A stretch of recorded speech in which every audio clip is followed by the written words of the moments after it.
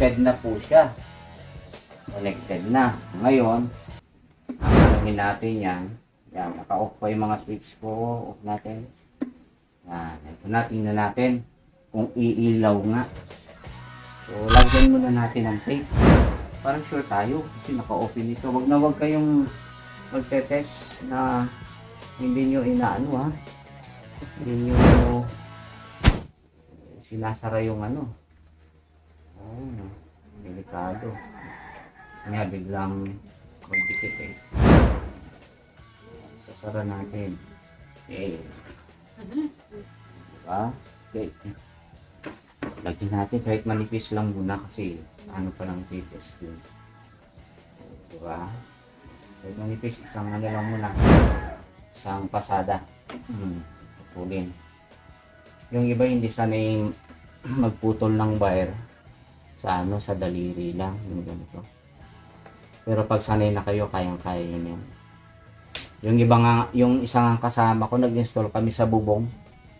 Sa bubong kami ha, sa may nakahang kami, sa Kesame. Hindi pag-tape niya ng ganun, no? Tape niya ng ganun. Eh, hindi niya maputol. Ang ginawa niya, ginaganon niya, kakagatin niya. Sabi ko, wag, bro, malaglag ka. Hindi kinakagat po yan.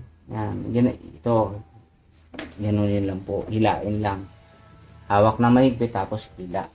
Pag wag niyong kakagatin yung tape. Kung talagang wala nang lakas, wala lang kayo ng cutter. I-cutter nyo na lang po. Yan, so, okay na. Yan. Bago natin isara, siyempre, kung sa Kesame yan, bago natin isara. So, testing muna natin. Ngayon, ito yung problema, yung sinasabi ko sa inyo kanina. Hindi natin alam dito kali ng live wire. Hindi natin pwedeng hulakan. Kailangan natin i-tester. Ito pa, ito si tester natin, si multi-tester analog.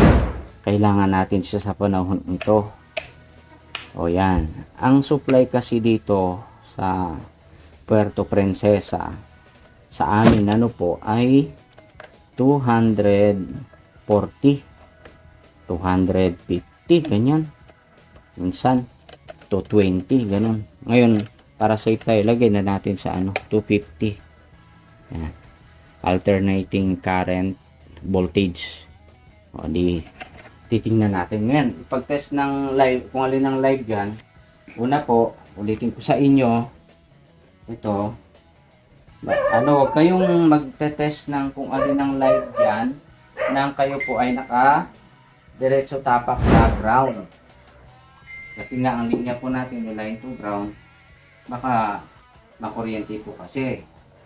Diba? Makuryente yung gagawa nito. Kaya, ang gawin natin, papatong po ako dito sa rubber. Ito, chinelas mo ito rubber kasi ito. Kaya, ang gagawin natin, ito po. Wala na yung sabitan ng aking ano. Ganyan na lang. So, dito po, wala namang polarity ito. Wala namang negative, positive dyan. Kahit saan dyan, pwede mong itusok itong test probe na ito. Ito. Kahit saan dyan ang itusok mo, pwede. Okay lang yan.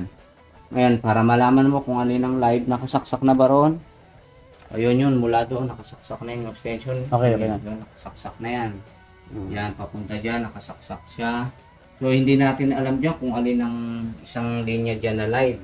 Ngayon, para makita natin, nalaman natin ito, tusok natin yung isa. Pag tusok natin ng isang ganito, hahawakan natin yung isang isang test probe. Yan. Yan. Ito ha. Mapapansin nyo po, pag tinusok natin itong isa, yan, tutukan mo yung multi-tester natin.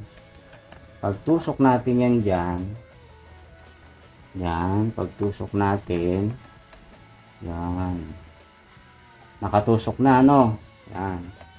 Ihahawakan natin itong isang test probe para malaman. Pagka nag-deflect siya, gumalaw siya, ibig sabihin, yun po yung live. Yan. Pag hindi, ilipat lang natin para ma-sure lang natin. Sige. 1, 2, 3, go. Oh, wala. Hindi siya. Hindi nag-deflect. So, ibig sabihin, yan yung ground. Yan yung neutral. Lipat natin dito sa isang butas. Yan na. Lipat. O, hawakan natin. Ayun. O, hindi naman ako na kuryente, di ba?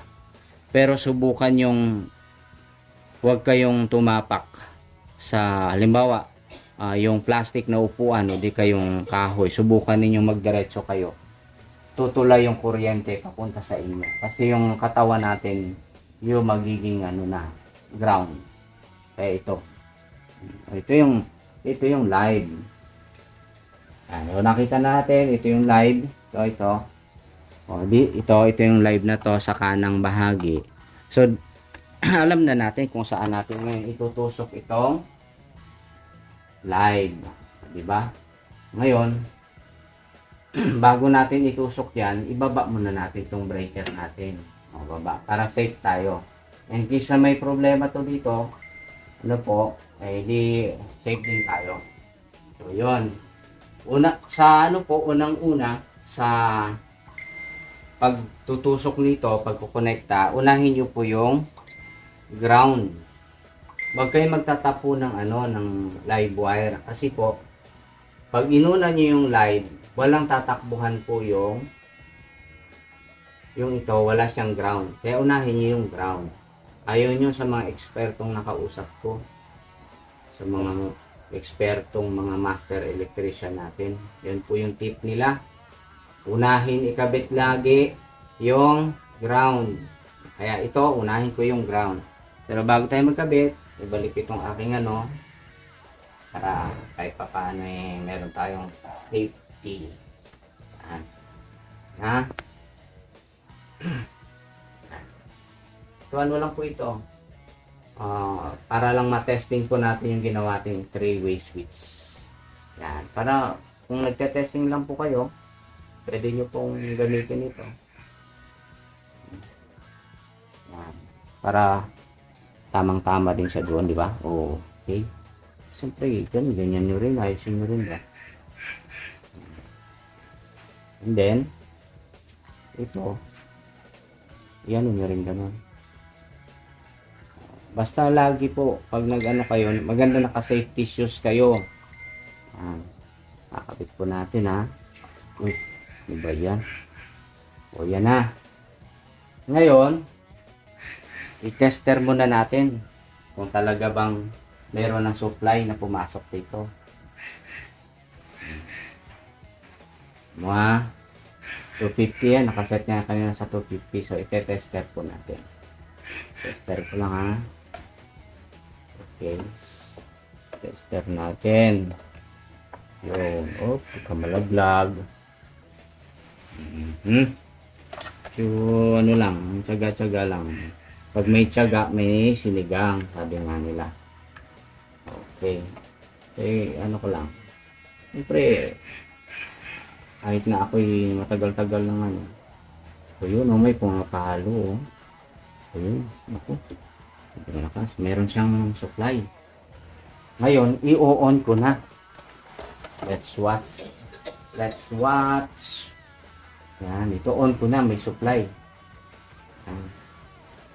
Yan. I-off ko muna yung mga switch. Naka-off naman. Off naman to. Okay. On ko na. Yan Okay. Tester ko muna. Kung pumasok ba talaga rito. Yung supply natin So, ganito tayo step by step. Mga ka-Rad TV. Para sure tayo Yan So, may pumasok na supply yan, meron. Okay. Ngayon, so okay na. Ang gagawin natin, switch na natin. Halimbawa, nasa second floor po kayo. Switch nyo. Okay. May siya. May ilaw. Ngayon, bumaba kayo sa baba. Sa sa ground floor. Usually kasi pag dito lang yung switch mo, mag-isa lang. Kung dito lang yan nakalagay, hindi ka naka 3-way switch. Ang mangyayari, kung 1-way switch lang, Kaya nakalimutan mong patayin yung ilaw mo, kailangan umakyat ka ulit sa second floor para mo patayin. Ngayon, dahil naka-three-way switch ka, hindi mo kailangan umakyat sa second floor para i-off mo yung ilaw. Kahit nakababa ka na rito, nakalimutan ko yung ilaw papatayin mo lang siya. Oo. Diba? Ay yung anak mo, naglaro, pinailaw na gano'n. Nak, huwag mo paglaruan yung ilaw. Patayin mo. Okay, natayin niya. Kailangan mo ulit sa ground tank. Pwede bang patayin? Di ba? Yan ang purpose ko ng three-way switch.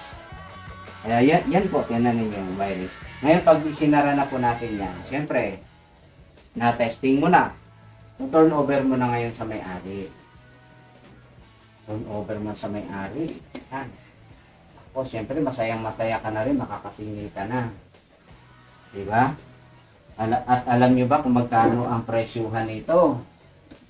Dati pa po sabi nila, nung nagte-test da ako noon, 1,009 ba yun? Sabi nung parang instructor namin, parang ano daw? 600 to 700. Ngayon po 24 na. Ilang taon na? 15 taon na. Yan. Medyo matagal na. Matagal-tagal na. So, palagi ko nag-increase na. Yan. Higpitan na po natin. Higpitan na. Basta reviewin nyo lang po. Yung mula kaninang video, reviewin nyo lang yon. Yan. Naka naman yun naka step by step. Tapos yun, isasara nyo na. Isasara nyo na. Dalawa po yung niyan yung tornilyo niyan.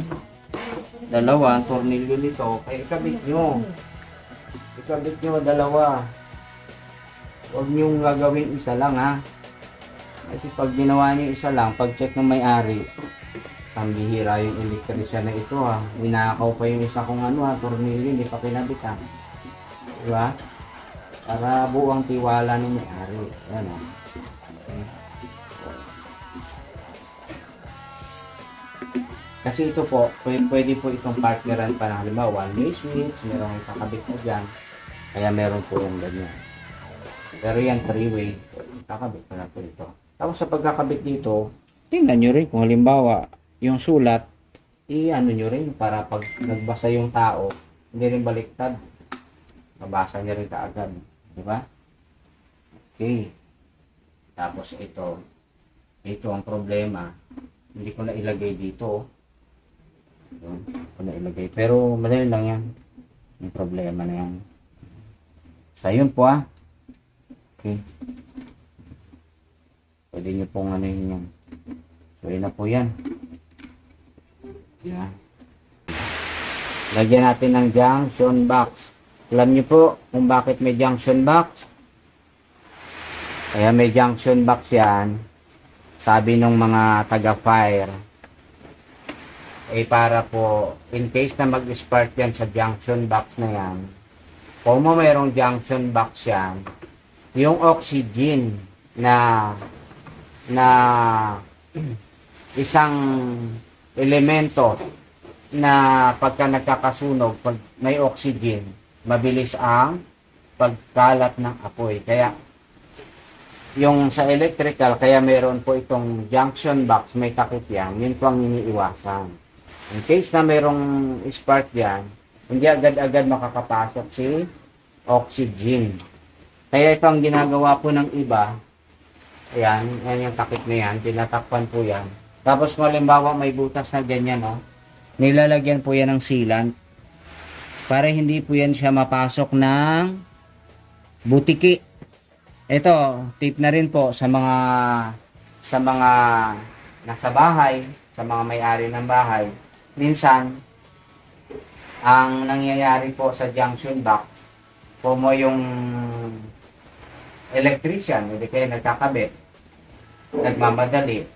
Kung hindi man nagkakamali, nalilimutan talaga, hindi natatakpan ito. Pag pinasok ngayon niya ng butiki o ng ipis, Tapos mayroon doong hindi maayos ang pagkakatape. At nag-short yan doon, nadikit siya doon sa live at saka neutral, magkakaroon po yan siya ng spark. Pag nag-spark po yan siya, parang tipo magkakaroon ng sunog, mag-shut off po yung breaker nyo ng 15 amperes. Yan. Ano yan siya? Mag-shut down. Gigitna yan siya, gigitna. Yan, kakat niya yung supply. Gigitna yan, gigitna. Kaya yung iba, alam niyo, yung iba, ang ginagawa dito sa breaker, ginagawang dalawang linya. Tatanggalin po si ito, tatanggalin nila to eh. Ito, paano ba tanggalin to? Yan. Sinatanggal nila to eh. Gagawin nila para matipid daw sa breaker. Tatanggalin nila yan. Ito po. Pinatanggal po nila. Ito. Yan. Yan. Tatanggalin nila yan. Ito ang gagawin nila. Gagawin nilang isang supply. Yan. Para sa halimbawa, meron silang paggagamitan, supply sa ilaw, isang breaker na yan. Yan. Yan. Ang problema po niyan, hindi po yan magtitrip yung breaker nyo pag isa lang po yan. Kaya po yan dalawa, isang breaker, dalawang linya po na ganyan. Ang purpose po niyan, pag nagka-short circuit, magtitrip po yung inyong breaker, ikakat niya yung inyong supply. Kaya wag na po ninyo, wag po kayo magtatanggal ng ng ano nito. Yan. Yan yung tatanggalin po yan. Kailangan niya nakaganon po yan. Kasi ang purpose niyan, sabay pong bababa yan. Oh. Yan. Yan po. Oh. May ano na tayo. Yan, gumagana siya. So, yan guys. Yung ating video na nagawa ngayon. Sana kahit na medyo matagal ang panonood. Pero ito na po kasi yung pinaka mabilis na video ng ginawa ko na ito. Halos inuurasan ko kanina siya mga 30 minutes yung paggawa lang po nito. Ngayon kung naka-prepare na po lahat yan, diba, kabisado nyo na yung gagamitin yung mga wires, diba? Kung gaano kahaba, mabilis lang yan. Pero pag halimbawa, magsusukat pa kayo, siguro ito, nagkabit kasi ako nakaraan yan. Umakit pa ako sa bubong eh. Nagpadaan ako ng mga wire niyan. Ang tagal. Medyo matagal po.